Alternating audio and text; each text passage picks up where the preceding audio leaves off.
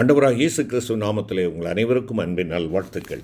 தியான வசனம் 143 சங்கீதம் 10 வசனம். சங்கீதம் 143:10. சுத்த வேதாகமத்தில் ஆண்டவருக்கு பிரியமானவர்களை குறித்து, ஏராளமானவர்களை குறித்து நாம் வாசிக்கிறோம். அவர்கள் அனைவரும் ஆண்டவரை பிரியப்படுத்தி வாழ்ந்தார்கள். ஆண்டவர் உங்களிலே என்னிலே எதிர்பார்க்கிற காரியமும் அதுதான். நாம் ஆண்டவரை பிரியப்படுத்தி வாழ வேண்டும். ஆண்டவராக இயேசு கிறிஸ்து ஞானஸ்நானம் பெற்று கரையேறின பொழுது அவரை குறித்து சொல்ல பிதாவானவர் சொன்ன காரியம், இவர் என்னுடைய நேசகுமாரன், இவரில் பிரியமாக இருக்கிறேன்.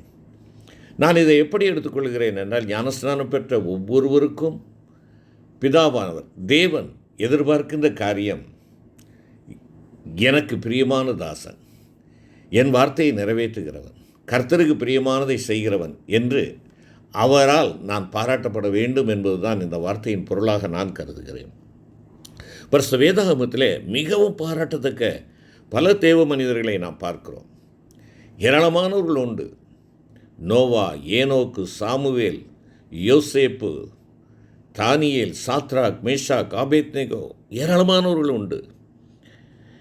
இதில் தானியேலும் யோசேப்பும் மிகவும் குறிப்பிடத்தக்கவர்களாக காணப்படுகிறார்கள். ஆண்டவராகிய இயேசுவுக்கு நிழலாட்டமாக இவர்கள் தங்கள் வாழ்க்கையின் பல அம்சங்களிலும் பழுதற்றவர்களாய் திகழ்ந்தனர். வேதாகமத்திலே இடம்பெற்றுள்ள தேவ மனிதர்களில் வெகு சிலரே அந்நிய தேசங்களிலும் விகற்பமான வேறுபாடான சூழ்நிலைகளிலேயும் வைக்கப்பட்ட போதும் தங்கள் தேவனுக்கு உண்மையுள்ளவர்களாய் இருந்திருக்கின்றனர். பெற்றோரோடு இருக்கின்ற பொழுது, ஆலயத்திற்கு சென்று வருகின்ற ஆசீர்வாதமான சூழ்நிலைகள் இருக்கின்ற பொழுது, ஒருவேளை வேத வசனங்கள் வாசிக்கிற அந்த உன்னதமான நிலை இருக்கின்ற பொழுது, ஒருவேளை நாம் ஆண்டவருக்கு பிரியமாய் ஜீவிக்கிறோம் என்பதை பறைசாற்றிக் கொள்ள முடியும். ஆனால் ஆண்டவர் அறிந்திராத ஜனங்களினுடைய மத்தியிலே, ஆலயமில்லாத மத்தியிலே, வேத வசனங்களுடைய சத்தம் கேட்கப்படாத அந்த பகுதிகளிலே, ஒருவேளை தேவனுக்கு பிரியமில்லாத வாழ்க்கை வாழ்ந்து கொண்டிருக்கிற மக்களுடைய மத்தியிலே வாழ்ந்து கொண்டிருக்கின்ற பொழுது, நாம் ஆண்டவருக்கு உண்மையுள்ளவர்களாய் இருக்கிறோமா என்பது தான் மிக முக்கியமான ஒரு காரியம். ஆபிரகாம், ஈசாக்கு, யாக்கோபு போன்றவர்கள் விசேஷித்த தேவ மனிதர்களாக இருந்தாலும் கூட அந்நிய தேசங்களில் இருக்கும்போது அவர்கள் சிற்சில தவறுகள் இழைத்ததாக நாம் வாசிக்கிறோம். ஆனால் இந்த 2 பேருமோ அந்நிய தேசங்களிலும் தங்கள் வாழ்க்கையை பழுதற்றதாய் காத்துக்கொள்ள கவனமாய் இருந்தார்கள். அவர்களில் சில அபூர்வமான தெய்வீக பண்புகள் அவரிடத்திலே காணப்பட்டதை நாம் பார்க்கிறோம். யோசேப்பையும் தானியேலையும் நாம் ஒப்பிட்டு பார்ப்போம் என்றால், இந்த 2 பேரினுடைய வாழ்க்கைக்கிடையே பல ஒற்றுமைகள் இருப்பதை நாம் காண முடியும். யோசேப்பும் தானியேலும் தங்கள் இளமை பருவத்திலேயே தங்கள் பெற்றோரையும் குடும்பத்தினரையும் செல்வாக்கையும் வசதிகளையும் இழந்தவர்களாய் அந்நிய தேசத்திற்கு அடிமைகளாக கொண்டு செல்லப்பட்டனர். இருவரும் தங்களுக்கு நேரிட்ட சோதனைகளில் பரிசுத்தத்திற்காக உறுதியாக நின்றார்கள். சத்தியத்திற்காக வைராக்கியமாக நின்றது நிமித்தம் தங்கள் ஜீவனையும் இழந்து போகக்கூடிய அளவுக்கு இருவரும் பல இன்னல்களுக்குள்ளானார்கள். இருவரும் தங்களை விரோதித்தவர்களை மன்னித்து நேசித்தார்கள். இருவரிலுமே சொப்பனங்கள் வியாக்கியானம் பண்ணக்கூடிய விசேஷித்த கிருபையின் வரம் இருந்தது. இருவரும் தாங்கள் அடிமைகளாக கொண்டு செல்லப்பட்டிருந்த தேசங்களில், அதாவது எகிப்து மற்றும் பாபிலோன் தேசங்களில் ராஜாவின் சொப்பனங்களை வியாக்கியானம் பண்ணின நிமித்தம் அந்த அந்நிய தேசங்களிலே ராஜாவினால் உயர்த்தப்பட்டார்கள். இருவரும் தாங்கள் அடிமைப்பட்டிருந்த தேசத்திலேயே ராஜாவுக்கு அடுத்த உயர் பதவிக்கு உயர்த்தப்பட்டு நீண்டகாலம் பதவி வகித்தார்கள் என்று சொல்லி நாம் வாசிக்கிறோம். 2 பேருமே நீண்ட ஆயுள் உள்ளவர்களாக சமாதானமாக அவர்களுடைய வாழ்வு நிறைவு பெற்றது என்பதையும் நாம் பார்க்கிறோம். யோசேப்பின் இளமை பருவத்தில் அவனிடத்தில் தன்னைத்தான் மேன்மையாக காட்டிக்கொள்ளுதல், தன் இக்கட்டுகளில் மனுஷ உதவியை நாடுதல் போன்ற ஓரிரு பிழைகள் இருந்ததாக வேத பண்டிதர்களில் சிலர் சுட்டி காண்பிப்பதுண்டு.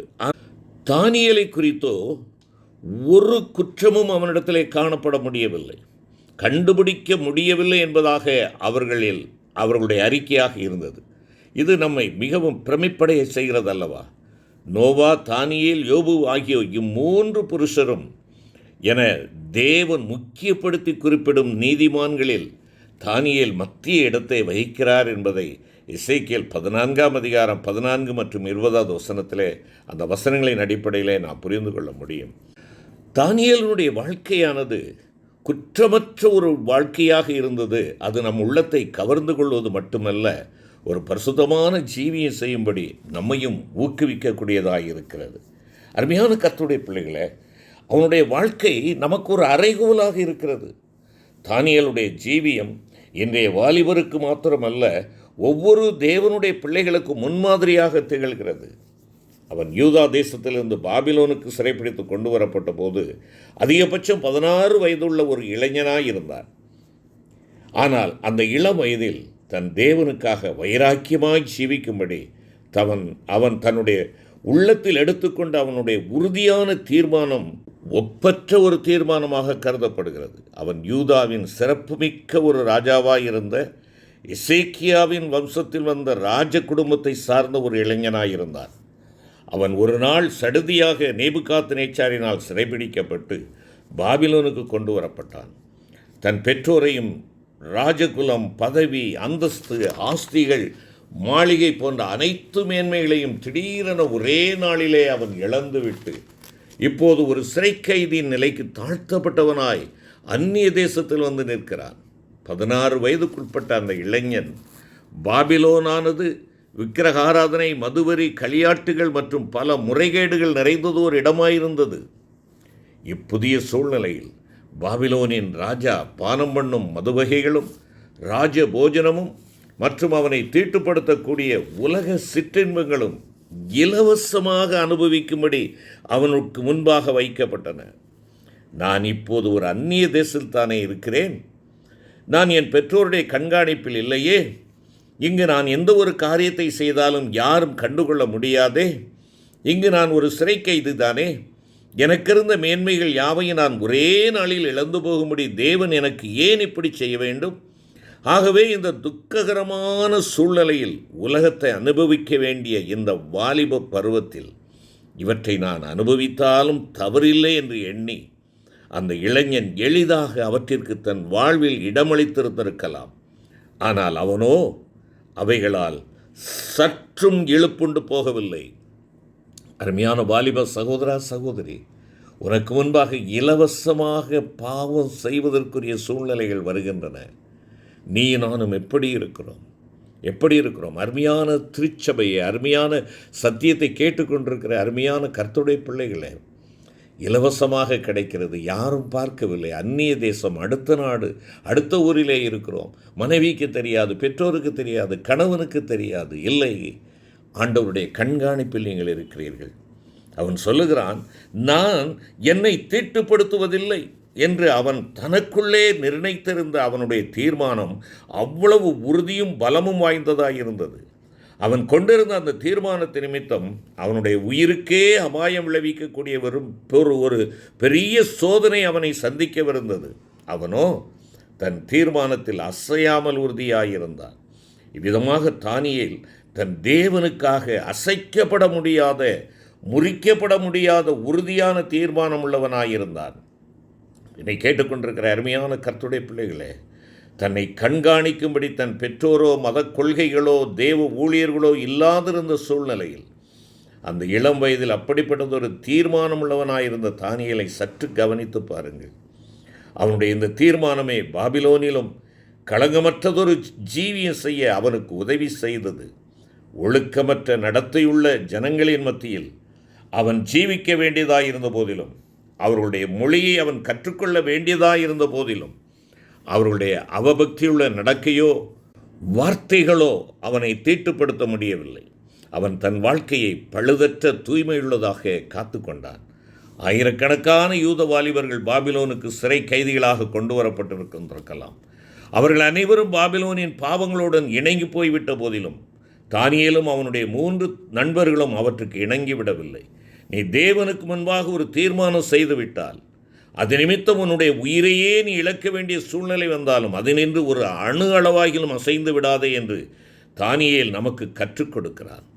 அவனுடைய உறுதியை கண்ணுற்ற தேவன் அவனை பாபிலோனிய பேரரசிலும் அதைத் தொடர்ந்து வந்த மேதிய பெர்சிய பேரரசிலும் பிரதான அதிகாரியாக உயர்த்தினார்.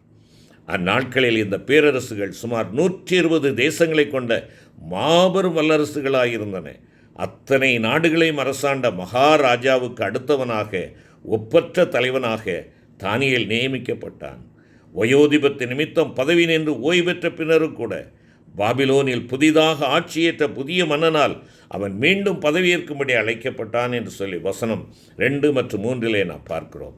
ஏதோ ஒரு அந்நிய தேசத்தில் பிறந்து வளர்க்கப்பட்டு ஒரு சிறை கைதியாக அத்தேசத்திற்கு கொண்டு வரப்பட்டிருந்த அவன் மிக தாழ்வான அந்த நிலையிலிருந்து மிக உயர்ந்த நிலைக்கு அந்த வல்லரசுகளின் பிரதான அதிகாரியாக உயர்த்தப்பட காரணமாயிருந்தது அவனிலே காணப்பட்ட குற்றமற்ற வாழ்க்கை, தூய்மையான ஒரு வாழ்க்கை, அவன் எடுத்துக்கொண்ட உறுதியான தீர்மானம், திவ்ய சுபாவங்கள், இவைகள்தான் அவனை உயர்த்தியது என்று சொல்லி நாம் பார்க்க வேண்டும்.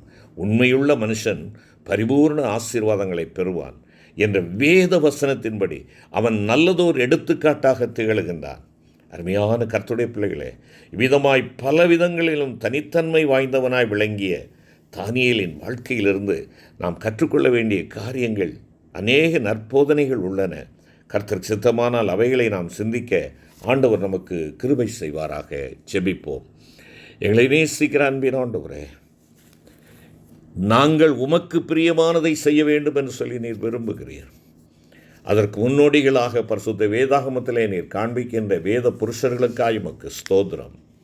நாங்களும் கூட ஆண்டவரே, ஒவ்வொருவரும் எங்கள் தேவனுடைய கண்காணிப்பில் இருக்கிறோம் என்பதை உணர்ந்தவர்களாக உமக்கு பிரியமானதை செய்து உம்மை மகிமைப்படுத்த எங்களுக்கு அருள் தாரும். ஆண்டவர் இயேசு கிறிஸ்து மூலம் வேண்டிக் கொள்கிறோம் நல்ல பிதாவே. ஆமென்.